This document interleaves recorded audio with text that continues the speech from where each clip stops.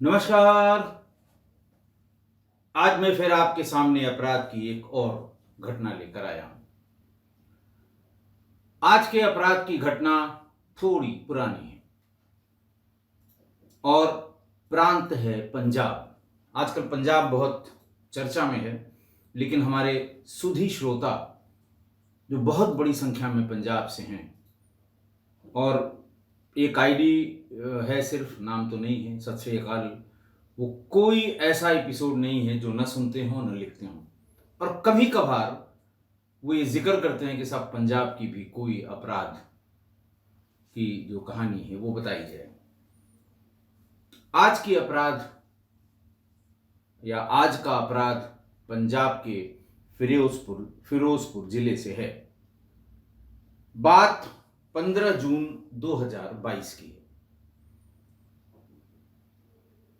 शहर के एक मोहल्ले में पड़ोसियों ने पुलिस को सूचना दी कि इस घर से बहुत बदबू आ रही है।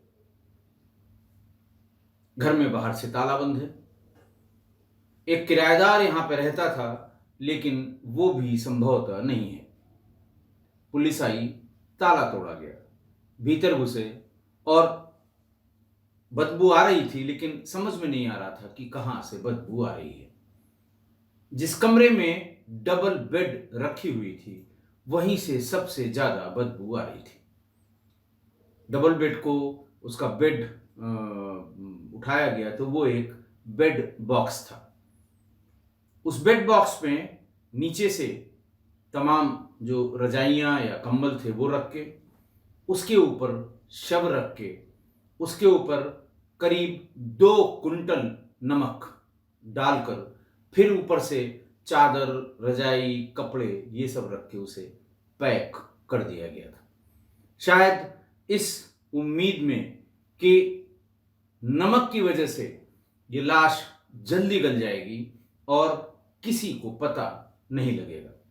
लेकिन वो चूंकि कपड़ों के बीच में थी, नमक का जो भी पानी उसमें से रिसा होगा वो नीचे की रजाई गद्दे में चला गया होगा, सूख गया होगा, सोख कर लिया होगा, जिसकी वजह से वो बहुत देर तक बॉडी के टच में नहीं रहा और बॉडी में सड़न उत्पन्न हो गई। बहरहाल पुलिस ने पूछताछ शुरू की। पुलिस ने यह बताया कि पुलिस से लोगों ने बताया कि साहब अभी कुछ दिन पहले एक पति और पत्नी यहां किराए पर आए थे, कोई 9 महीने पहले, लेकिन वो कौन थे, कहां से आए थे, इसका पता नहीं है। इसी बीच एक और मकान के बगल की रहने वाली एक महिला ने सामने आकर पुलिस को बताया कि बिमला रानी, जो लखा हाजी ममदोट जिला फिरोजपुर की रहने वाली है, वो इस घर में किराए पर रहती थी, लेकिन उसे भी 5 दिन पहले तक नहीं पता था। एक दिन उसने दरवाजा खटखटाया और घर की चाबी दी और यह कहा कि वीना घर पे नहीं है। मृतका का नाम वीना पुगल था। उन्होंने कहा घर पर वीना नहीं है, बहुत दिन तक मैंने 2 दिन तक मैंने उनका इंतजार किया। मेरे पति से जो झगड़ा था उसका सुलहनामा हो गया है और हम अब अपने ससुराल वापस जा रहे हैं। आप चाबी रख लीजिए और वीना जब आए तो उन्हें चाबी दे दीजिएगा। यह गंभीर सूचना थी, पुलिस के लिए लीड थी। पुलिस फौरन ममदोट के लखा हाजी में उसने बिमला रानी की तलाश शुरू की। पुलिस को थोड़ी मशक्कत करनी पड़ी, सभी लोग जानते थे और इसलिए बिमला रानी मिल गई। उसके साथ रहने वाला आदमी शेर सिंह था, जो बिमला रानी का प्रेमी था। प्रेमी इसलिए कि बिमला रानी का हस्बैंड एक हत्या के आरोप में पिछले 10 साल से जेल में था। इसी बीच शेर सिंह से बिमला रानी के संबंध हो गए। उनके एक लड़का और 2 लड़कियां भी थीं। छोटी वाली, सबसे छोटी वाली 10-11 साल की, उससे थोड़ी बड़ी वाली 13 साल की, और बेटा सबसे बड़ा। चूंकि शेर सिंह को उस घर में आने जाने में थोड़ी सी दिक्कत हुआ करती थी, टोला पड़ोस मोहल्ला सब बिमला रानी को जानता था और यह भी जानता था कि इसके पति जेल में हैं। इन दोनों ने यह तय किया कि हम कोई किराए का मकान लेकर वहां पर रहेंगे। हर दिन शेर सिंह किराए का कमरा तलाशने के लिए घूमा करता था। तभी उसे किसी ने बताया कि वीना पुगल, जिनकी उम्र 70-72 साल है, वो फला मकान में रहती हैं। उनके मकान का एक पोर्शन बिल्कुल खाली है। उस दिन शेर सिंह और बिमला रानी ये दोनों ही उसके पास गए अपने बच्चों को लेकर, वीना पुगल के पास, और तमाम तकलीफें बताई कि मेरे पति, उनकी डेथ हो गई है, बच्चे सॉरी, पति का नाम ही नहीं लिया, उसने कहा कि शेर सिंह मेरे पति हैं, बच्चे छोटे हैं और इनको बीमारी है, शेर सिंह को बीमारी है, ये उतना काम नहीं कर सकते, बड़ी मुश्किल से मैं थोड़ा बहुत काम करके बच्चों के लिए गुजारा करती हूँ, हमें थोड़ी सी जगह मिल जाए तो हम यहाँ पर आसानी से अपना जीवन यापन कर लेंगे। वीना पुगल उनकी दशा को देखकर या उनकी मजबूरी को देखकर उन्होंने कहा ठीक है, आप रह लीजिए, 2000 रुपये जो इसका बिजली का और ये सब बनता है वो दे दीजिए, आप रहिए। और बिमला रानी, शेर सिंह और ये 3 बच्चे उस कमरे में रहने लगे।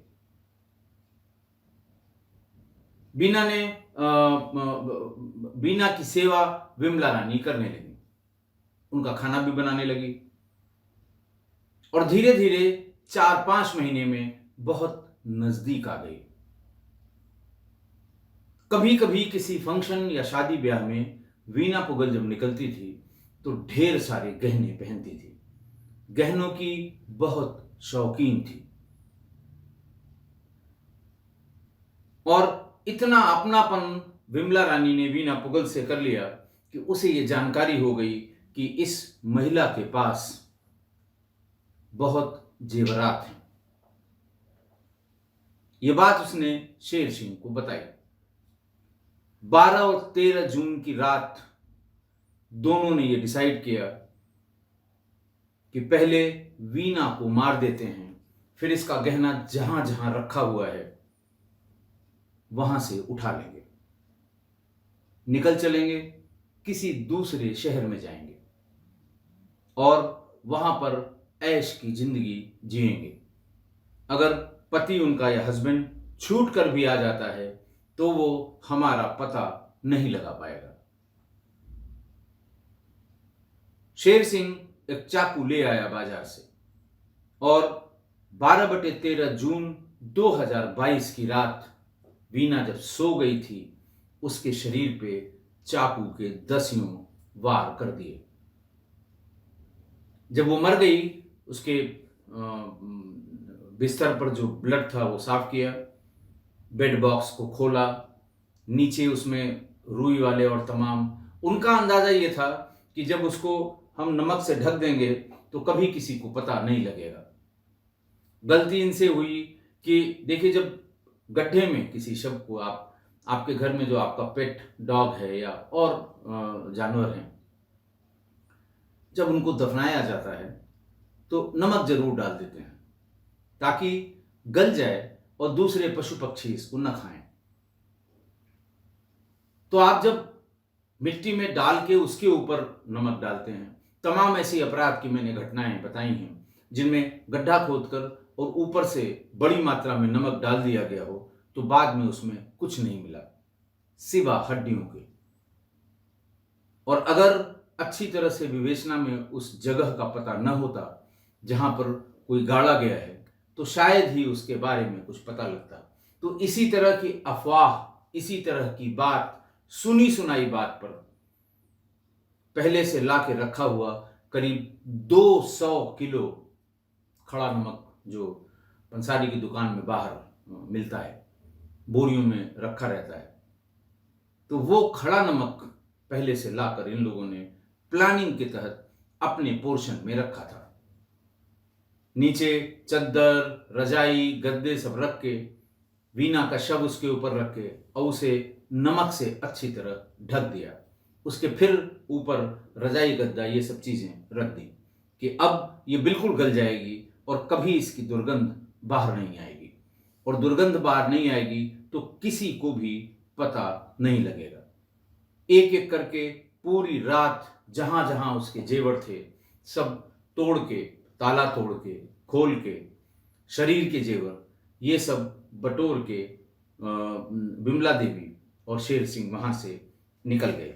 एसएसपी उस समय चरणजीत सिंह, जब ये लाश मिली थी बहुत हल्ला हुआ, तो उन्होंने गुरबिंदर सिंह और डीएसपी देहात जगदीश कुमार, सीआईए प्रभारी जनकराज और सिटी थाने के प्रभारी मोहित धवन की एक टीम, क्योंकि प्राइमा फेसी जो बताया गया या प्राइमा फेसी जो लगा कि बदमाशों ने घर में घुसकर बीना पुगल की हत्या करके और घर का सामान लूट लिया। तो इतनी बड़ी टीम चरणजीत सिंह साहब ने, जो एसएसपी थे फिरोजपुर के, उन्होंने इतनी बड़ी टीम बनाई क्योंकि ब्लाइंड मर्डर था। लेकिन थोड़ी ही देर में जब छोटी सी टीम थाने की आई, मोहित धवन के नेतृत्व में, आसपास पहले पूछताछ की, शायद कोई हुलिया मिल जाए, सीसीटीवी फुटेज की तलाश की, सब जगह। इसी बीच उस महिला ने चाबी ला कर दी कि जाते समय, अब उसने बिमला रानी लखा हाजी की ममदोट की रहने वाली, उसने बताया है कि वीना घर पे है नहीं और हमारा जो ससुराल में पति से झगड़ा था वो सेटल हो गया है, इसलिए हम लोग जा रहे हैं। जब वो आएंगी तो उनको चाबी दे दीजिएगा और ऐसा बता दीजिएगा कि हम लोग चले गए हैं।